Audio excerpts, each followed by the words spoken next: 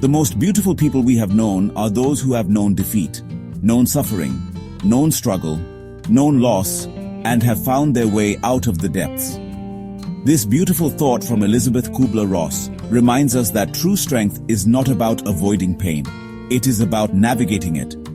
For generations, in our vibrant Indian culture, men have been taught to be the unshakable pillars of their families. We are told to be strong, to provide, and to protect. This is a noble path, a path of duty and love. But somewhere along this journey, the definition of strength became narrow. We started to believe that being strong meant showing no emotion, feeling no pain, and never admitting we are struggling.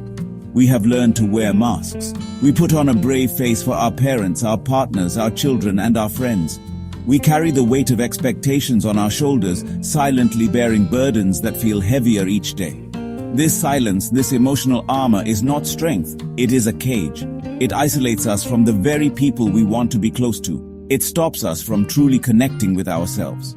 The pressure to be perfect, to have all the answers, and to never falter is an immense load. It's time we gave ourselves permission to be human, to be vulnerable, and to redefine what being a strong man truly means in today's world. True strength is not the absence of feeling, it is the courage to face your feelings.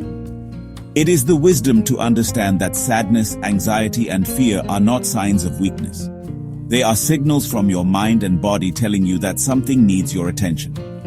Imagine trying to drive a car with the check engine light flashing, but you just cover it with a piece of tape. You might keep going for a while, but eventually the engine will break down. Our minds work the same way. Ignoring our emotional signals doesn't make them disappear. It only makes them louder and more disruptive over time. So let's begin a new journey. A journey where strength is measured not by how much we can hide, but by how much we are willing to reveal. Let us build a new legacy for the sons and brothers who will follow us. A legacy where a man's worth is seen in his kindness, his compassion, and his courage to be authentic. This is not about abandoning our responsibilities. It is about embracing our full selves so we can be better fathers, husbands, sons, and friends. The strongest pillar is one that is not rigid, but has the flexibility to bend without breaking. In our society, we often hear phrases like "boys don't cry" or "be a man." These words, spoken with good intentions, have built invisible walls around our hearts. They have created a culture of silence where talking about mental health feels like a taboo. We worry about being judged. We fear being seen as weak or incapable. This stigma is the heaviest burden of all. It convinces us that our struggles are ours to bear alone. But the truth is, sharing your journey is an act of incredible power. It is the first step towards healing, not just for you, but for the men around you who are silent too. Think about it like this. When you have a physical ailment, like a fever or a broken bone, you don't hesitate to see a doctor. You seek help because you want to get better. Your mental health deserves the same care and attention. Your mind is the most important asset you have. It is the source of your creativity, your decisions, and your ability to connect with others. Allowing it to suffer in silence is a disservice to yourself and everyone who loves you. As the acclaimed author Matt Haig says, mental health problems don't define who you are. They are something you experience. You walk in the rain and you feel the rain, but, importantly, you are not the rain. Finding your voice can start small. It doesn't have to be a grand announcement. It can be a quiet conversation with one person you trust. A spouse, a best friend, a sibling, or a parent. Choose someone who listens without judgment. Someone who makes you feel safe. Just saying the words "I'm not feeling okay" or "I'm struggling with something" can lift a tremendous weight. You will often find that the person you confide in has either felt the same way or knows someone who has. Your vulnerability gives them permission to be vulnerable too, creating a ripple effect of honesty and support. This act of speaking up is not just for you. It is for the community. Every man who shares his story chips away at the wall of stigma. You become a light for others who are lost in the dark. You show them that it is okay not to be okay. You demonstrate that seeking help is a sign of profound self-awareness and strength. Your courage can change the narrative for an entire generation. We can move from a culture of silent suffering to a community of compassionate support, one conversation at a time. Your story matters. Your voice has power. Use it. Self-care is not selfish. It is essential. In India, Our lives are often filled with hustle, duty, and responsibility. We work long hours, navigate busy cities, and dedicate ourselves to our families. In this constant motion, it's easy to forget to care for our own well-being. We might think that taking time for ourselves is a luxury we cannot afford, but this is a mistake. If you're finding this video helpful, don't forget to like, share, and subscribe to this YouTube channel for more such videos. You cannot pour from an empty cup. To be a good provider, partner, and parent, you must first take care of your own mental and emotional energy. Self-care is the practice of refilling your cup so you have more to give to the world. So, what does self-care look like for a man? It doesn't have to be complicated or expensive. It is about consciously choosing activities that calm your mind and nourish your soul.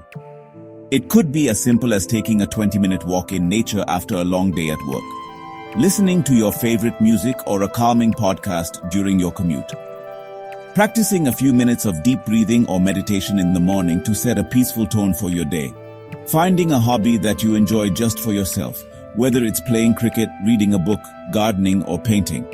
These small acts are investments in your long-term happiness and resilience. Emotional expression is another vital form of self-care. We are often taught to suppress emotions like sadness or anger, but emotions are just energy, and when suppressed, they get stuck inside us, causing stress and anxiety. Find a healthy outlet. Journaling is a powerful tool. Writing down your thoughts and feelings can bring clarity and relief. Talking to a friend, as we discussed, is another. Physical activity is also a fantastic way to release pent-up emotional energy. Hitting the gym, going for a run, or playing a sport can do wonders for your mood and mental state by releasing endorphins. Remember, consistency is more important than intensity. You don't need to make drastic changes overnight. Start by integrating 1 or 2 small self-care practices into your weekly routine. Notice how they make you feel. Be patient and compassionate with yourself on this journey. As the wise Brené Brown writes, vulnerability is not winning or losing. It's having the courage to show up and be seen when we have no control over the outcome. Taking care of yourself is showing up for yourself. It is the ultimate act of courage and the foundation upon which a strong, balanced, and fulfilling life is built. A healthy relationship is one of life's greatest treasures. It is a source of joy, support, and growth. In the Indian context, relationships, especially marriage, are deeply valued as a sacred partnership. But a strong partnership doesn't just happen. It is built brick by brick with intention and effort. The foundation of this structure is open and honest communication. Your partner is not a mind reader. They cannot know what you are thinking or feeling unless you tell them. Sharing your hopes, your fears, your successes, and your struggles builds a bridge of intimacy and trust between you. Respect is the second pillar of a thriving relationship. This means valuing your partner as an equal. It means listening to their opinions, even when you disagree. It means supporting their dreams and ambitions, just as you want them to support yours. Respect is shown in small everyday actions, the way you speak to each other, the way you make decisions together, and the way you honor each other's boundaries. It is about creating a safe space where both of you feel seen, heard, and appreciated for who you are. This mutual respect is the soil in which love can truly grow and flourish. A relationship is not a destination, it's a journey of growth. Both of you will change over time, and the relationship must evolve as well. Embrace this growth. Be curious about your partner. Continue to learn about their changing passions and perspectives. Face challenges together as a team, not as opponents. When conflicts arise, as they inevitably will, approach them with a desire to understand, not to win. The goal is not to be right, but to find a solution that works for both of you. A strong relationship is a partnership where you both help each other become the best versions of yourselves. Finally, never forget the power of seeking support when you need it. As the final empowering thought, remember what the great writer C.S. Lewis said. You can't go back and change the beginning, but you can start where you are and change the ending. If you are struggling with your mental health or in your relationship, reaching out is a sign of strength.